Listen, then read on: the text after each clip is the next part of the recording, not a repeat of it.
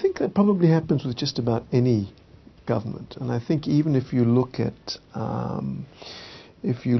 mature democracies, you look at the United Kingdom, and what was it, 13 years of Margaret Thatcher and 11 years of Tony Blair, and governments even in mature democracies tend to get complacent, they tend to get arrogant, and ultimately the people get sick of them and they decide, we need a change, you people have been there for too long. And I think that's probably just a natural human tendency. People who have power and who are used to exercising power just get complacent with it. So, I think the idea, for example, that you limit people's terms in power. The United States, for example, a president can't have more than 2 terms in power. I think the French have a similar system. Is quite good because it prevents power becoming fossilized. It prevents people from using public resources to ensure that they remain perpetually in power, which has got to be bad for public welfare. So term limits, I think, on governments or on presidents or people in power is probably a good thing.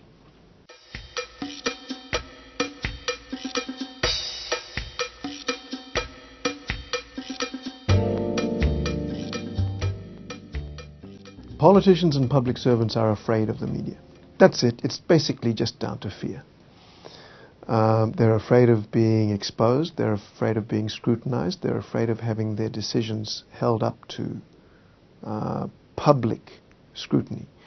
And the role, and that's what the media is good at. And I think probably the people trust, an independent media far more than they trust, for example, parliamentarians who should be looking after their interests, because parliamentarians are part of, an entrenched system of power, whereas media, for the reasons I talked about before, they're just like us. They don't have any special rights. They don't have any special powers. They've got to just go out and get the information in the same way as we do. And so, inevitably, if a politician or a public servant is not forthcoming with information, that information is going to come out one way or another, and it's usually going to come out in a way that reflects badly on that politician or that public servant. And so ultimately, what keeps politicians, and how does the media keep politicians and public servants in check? It's just fear. So when you have a situation, as you do now, where the media is effectively suppressed by the government does not want criticism and threatens, subtly and sometimes unsubtly, media organizations who attempt to publish material that is critical of it. What is the media to do? It's very difficult. I don't think that the media, there's some schools of thought amongst, generally I find, armchair commentators who say that the media's just got to go out in a blaze of glory. It mustn't compromise its principles, even if they close the newspaper or the television station down. It mustn't compromise. The reality is very different. Media organizations are commercial organizations. They have to earn money. They employ people. They employ many, many people who depend on them. And most importantly, the public still rely on them for, basic information. And so I think as a media organization, you've got to be clever, you've got to be strategic, you've got to be subtle in trying to get to people, the information that they need.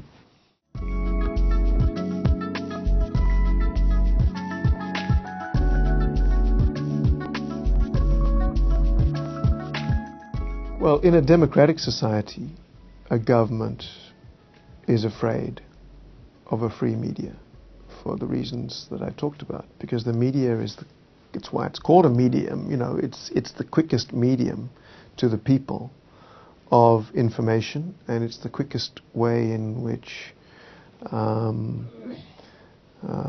the public form their views about politicians and public servants. You know, again, in mature democracies, you see how politicians cultivate the media, you know, editors and publishers.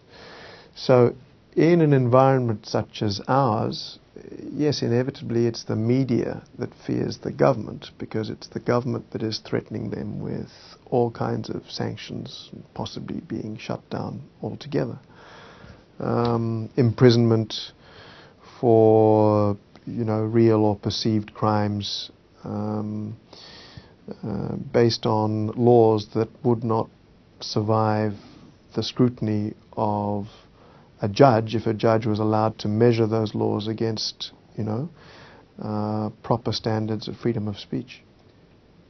Do you think that perhaps in a way that there's a lot of inexperienced journalists that are currently out there that are not asking the right questions, that should not be afraid and should actually ask the questions, and in not asking the right questions at the right time, there is that chain of they're afraid of, they shouldn't be afraid at all? Do you think that's happening at the moment?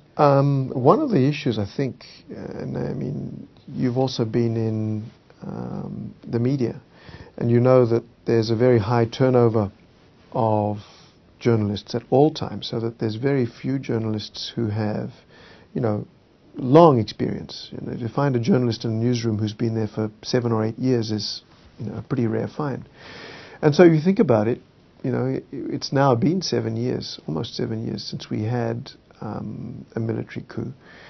And for most of that time, the media has not been able to function independently. So inevitably, you have journalists who don't have any experience of what a free and robust media is like, and don't really know how to ask hard questions because they've never actually been in the position where they've been allowed to. I think also there are other journalists who do ask hard questions. They generally don't get the answers. And then there's a question of, ultimately, you know, what should a media organization publish or broadcast in order to basically ensure its survival at a time when, you know, it's under threat. And it's a really difficult balancing act, I think, for most media organizations.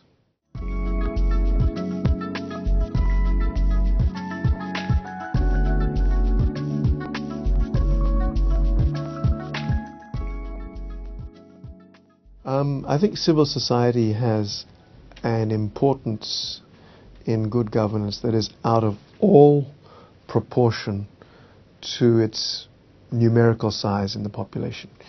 I think politicians and people who don't like what civil society is saying tend to criticize them as elitist or foreign aid funded, or to have some other degree of evil that you know, depends on who's criticizing and what the issue is about. Civil society, it seems to me, have two, you know, basic elements that are important. First of all, they're motivated.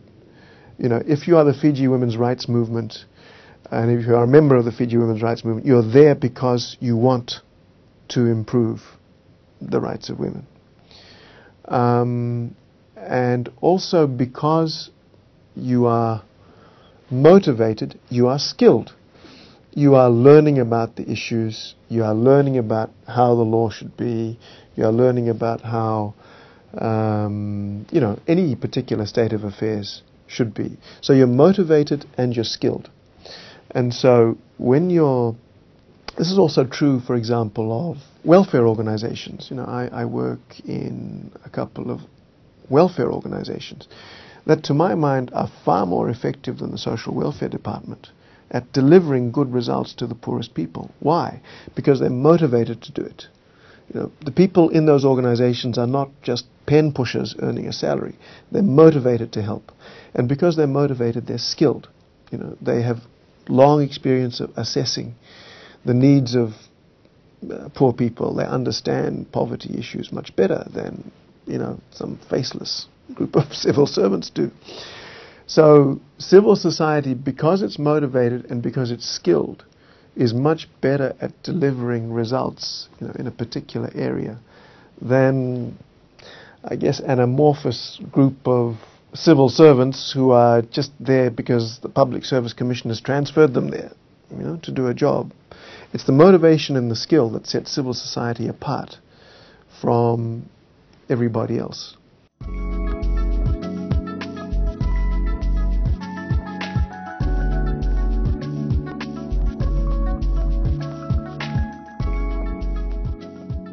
Well, I think probably in Fiji and some civil society organizations assume very high profiles and others do not. I guess for some civil society groups that profile is also important. So if you look, for example, at women's rights movement, if you look at Women's Crisis Center, and if you look at what they've done over the last 25 years to improve gender balance, to improve the rights of women, women's rights to property, domestic violence, all of those things, they've been very, very successful. And we kind of forget now, we take a lot of these things for granted, but 20, 25 years ago, there were very entrenched cultural attitudes that still are, that went directly against the grain of equal rights for women and girls. So I think there you have an example of a very motivated and a very skilled set of advocates for women's rights. You look at Citizens Constitutional Forum, CCF, again, very high-profile organization. And not one with whom I've always agreed, I have to say, but because personally I think that there are points at which it's lost its way. But for all of that, it's an organization, again, motivated to expose and encourage discussion about constitutionalism, rule of law, and who've actually gotten out, when there have been bad political decisions or bad legal decisions, taken them to court to force the courts to scrutinize, the decisions of politicians and public servants as to how the Constitution ought to be implemented. So again, why do they do that? They do that because they're motivated to do it, because they have an interest in these issues, and because they have specialist skills, that they've brought in, because they're motivated.